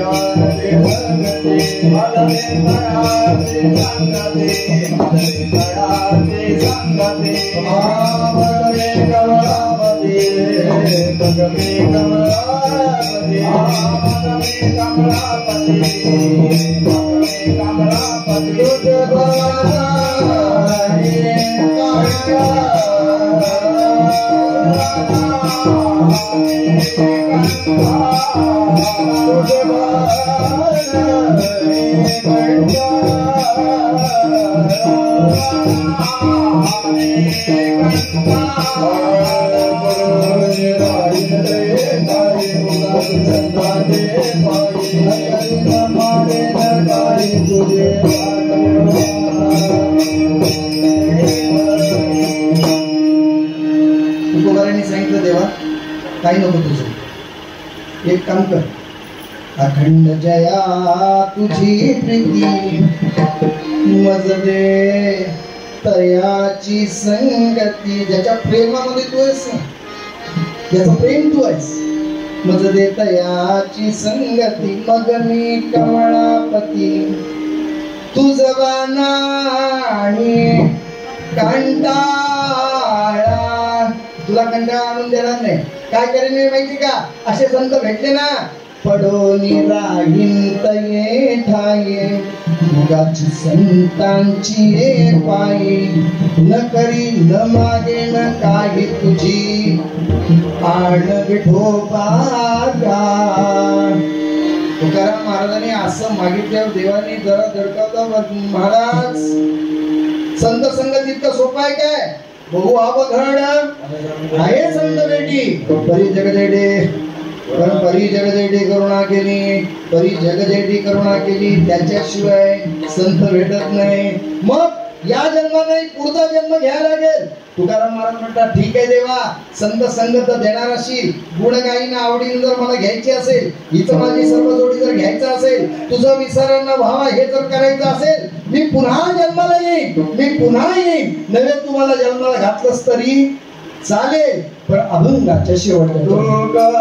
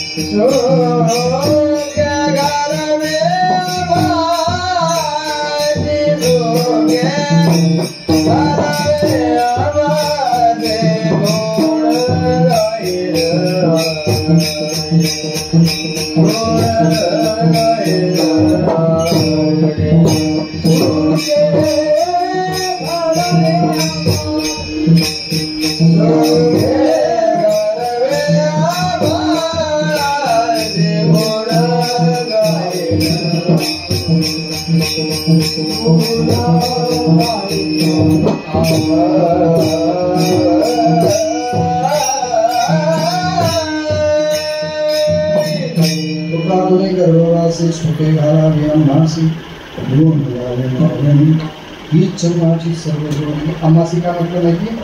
अशा विचारांची जी जी मंडळी आम्ही आहोत ना यांच्यासाठी म्हटलं, मजसी नाही म्हटलं. पुढे सुगे घालावे मासी अशी विचाराची माणसं असतील अजूनही, पण तुकोबारांनी दूरदृष्टीचा विचार केला. क्रांतदर्शी म्हणतात वस्तू झालेली सेवा भगवंताच्या समर्पित करून एका बाणीनं भगवंताचा गुणानुवाद करायचा. कसं करायचं तर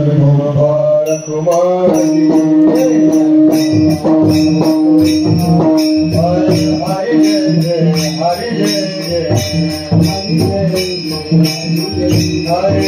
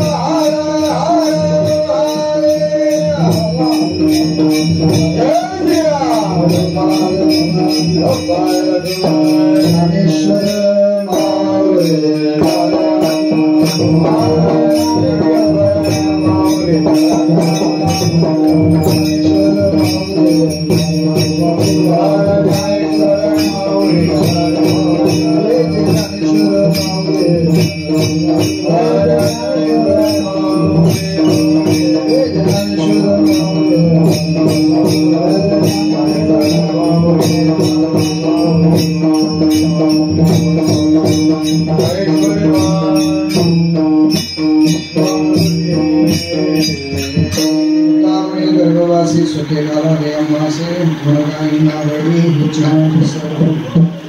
एकीकडे तुकाराम महाराज गर्भवास नको म्हणतो काय सांगो गर्भीची यातना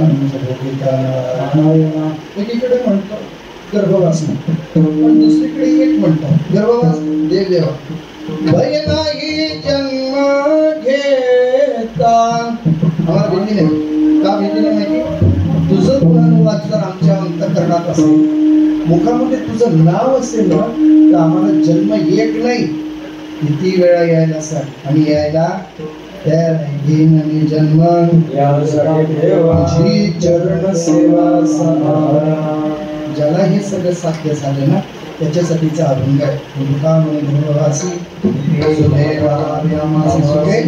अंडरलाईन करा मगाशी बोललो ज्ञानाने ज्ञान पाहिजे मी आलोय जन्माला याचं ज्ञान असलं पाहिजे आपल्याजवळ मी आलोय कशासाठी याचं ज्ञान असलं पाहिजे म्हणून महाराज एका अभंग जी सुखे सुखे शब्दाने आहे ना त्याच्यामध्ये बराच वेळेला आहे सुखे सेवू ब्रह्मानंदा सुखे सेवू ब्रह्मा सुखे म्हणजे ज्ञानाने ते ब्रह्मानंदा मी ज्ञानाने काय करू हे महत्वाचं चिंतन आहे असो तुका म्हणे गर्भवासी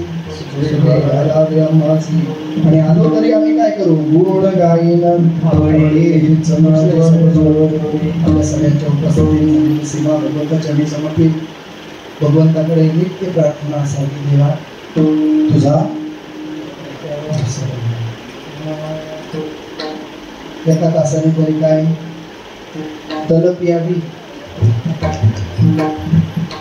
आठवण पडावी नाही नाव घेतले देवाचं देवा बरं असं झालेली सेवा समर्पित करतो जे कार्यकारी मंडळावर असतील ते कार्यकारी असतील जे सेवा करतायत ज्यांनी ही सेवा अखंड चालू ठेवण्याचा प्रयत्न केला अतिशय सुंदर आल्या प्रसन्न वाटतं इथे कारण हे वातावरण भारी भजन आहे ढवळले जग तसं हा प्रसंग हा वातावरण ही जी सेवा अतिशय ऊर्जा चांगली नाही तुम्हाला तुम्ही रोज राहता त्यामुळे तुम्हाला कळत नाही इथं आम्ही आल्यानंतर आम्हाला ऊर्जा अगदी लांबून गेलो ना तरी अशी नजर इकडे झुकते हो या मंडपाकडे येते का सेवेचा भाग मिळतो म्हणून म्हणजे सेवा माझी कीर्तन सेवा म्हणून नाही इथे सेवा करते काहीतरी वाचत असतं टाळ बिलिंग कानावर येतच असतं असंच अखंड तुमच्याकडनं भजन चिंतन कीर्तन मनस्मरण मिळो बाबांनी दिलेला मंत्र असेल गुरुपदेश असेल मार्गदर्शन असेल त्याचं स्मरण ठेव आणि ही सेवा अखंडपणे ठेवावी चालू ठेवा अशी विनंती ज्यांनी मला निमंत्रित केलं म्हणजे चंद्रकांत विठ्ठल असतील किंवा अन्य त्यांच्याबरोबर असलेली जी मंडळी असतील त्यांचं मी ऋण व्यक्त करतो कारण त्या निमित्तानं देवाची सेवा करतो ही ज्येष्ठ मंडळी या ठिकाणी माझ्यासमोर बसतील ते बाबा निघाले होते जायला पुण्याने म्हणे महाराज तुमचं कीर्तन ऐकल्याशिवाय जाणार काय एक मनाची तृप्ती असेल काय फार नसतं तर काय आहे तुमचंच ऐकलं तुम्हालाच फक्त भरवायचं हात छोटे असतील आमचे हात तुमच्यापर्यंत पोहोचणार नाही पण गोड आवडीनं प्रेमानं आपण सगळे सेवन करतो मी एकदा तुम्हा सगळ्यांना बापांच्या पुढे विनम्र होतो आणि उपस्थितांमध्ये मृदुंगवाणी म्हणून आमचे पप्या सुद्धा ज्यांचं काली परिसर सुधागरमध्ये त्यांचं नाव लौकिक अशी मंडळी या ठिकाणी उपस्थित आहे त्याचबरोबर माझे संमित्र आदरणीय हरभट्टीकार आहे कीर्तनकार आहेत युवा कीर्तनकार भूषण महाराज म्हणजे ओळखले त्याचबरोबर मृदुंगमणी सुद्धा त्या ठिकाणी तयार प्रेम महाराज चव्हाण पलीकडे जे आमचे जुने गायनाचार्य खूप वर्ष तुम्ही माझ्यासोबत त्यांना पाहतो रामकृष्ण नागावकर आणि त्यांच्याबरोबर ही सगळी मंडळी सगळ्यांचा जरी उल्लेख करत नसलो सगळी दिल्लीची मंडळी भेटणारी प्रेमाची मंडळी त्यातल्या त्यात आमचे अगदी मनाला ठाव देणारे एक सुंदर अनुभव देणारे आनंद देणारे अतिशय आमचे भिकाजी महाराज आहेत आणि बाकी मंडळी आहेतच ज्यांनी ही साधना परंपरा आपल्याकडे टिकून घेतली मी खूप खूप धन्यवाद देतो तुम्हाला या मंडळींना की हे सगळं अजून टिकून ठेवलं मला एक आनंद आहे की बाबांच्या पश्चात आपल्यावर दिलेली जबाबदारी आपण दिलेलं कार्यप्रणाली अजूनही तशीच अबाधित ठेवा. माझी विनंती आहे सगळ्यांनी मनाशी असा कट्टर विचार करा, निश्चय करा जे होईल ते काय शेंगी तुटो नाही काय शेंगी मूळ काय कारण मी तुटो असं काही म्हणतात नाही, पण ते सगळं तुटलं तरी चालेल. पण जोपर्यंत श्वास आहे ना तोपर्यंत परमार्थ जेवढा होईल तेवढं मी कशी न करू एवढी ग्वाही तरी त्या निमित्ताने देऊ. म्हणजे खऱ्या अर्थाने हीच माझी सर्व जोडी. पुन्हा एकदा सर्वांच्या पवित्र चरणाला म्हणतात जे आपल्या यूट्यूब चॅनलमध्ये प्रोव्हाइड करणारे आहेत त्यांना सुद्धा खूप खूप धन्यवाद. स्पीकर सिस्टीम ज्यांच्याकडनं उपलब्ध झाली आहे उत्तम रीतीने या ठिकाणी तुमच्यापर्यंत कानाला आवाज देण्यापर्यंत त्यांनी योगदान दिलं त्यांना धन्यवाद. सर्वांना एकदा धन्यवाद देऊन पेटी वाजत राहतील. पुढच्या वेळेला पेटीचा तालच धरायची नाही असं नको, त्यांनाही धन्यवाद. आणि आपण सगळेजण बरे कसेही असाल दिवसभराचं थकवा आहे आणि त्याही सांगू का तुम्हाला कीर्तनकार करायला बरं वाटतं. का बरं वाटतं माहिती का, आम्ही त्या विश्वामध्ये त्या परमात्म्याच्या रंगात रंगलेलो असतो त्यामुळे आम्हाला त्याचं भान राहत नाही. बसलेले मित्र म्हणतात अजून संपत नाही अजून संपत नाही अजून संपत नाही, कारण तुम्ही त्याच्यात रंगला नाही. रंगलेला माणूस तिथून बाहेर यायला थोडं कठीण असतं, रंगलेलं नसतं की मग ओळखत असेल. पण आपणही छान त्याच्यामध्ये रंगला होता. मी तुमचे सगळ्यांचे चेहरे वाचले. अजून अर्धा तास चाललं असतं इथपर्यंत तुमची प्रसन्नता आहे, पण मी तुमचं काही आता वाजले की 12 करणार नाही. त्यामुळे मी इथेच वाढीला पूर्ण विराम देतो आणि सर्वांच्या प्रती सद्भावना व्यक्त करून भगवंताकडे प्रार्थना करतो तुझा विसर आणि तुझा विसर होऊ नये यासाठी मला काय करावं लागेल, तुझं नामस्मरण करावं लागेल. कसं जय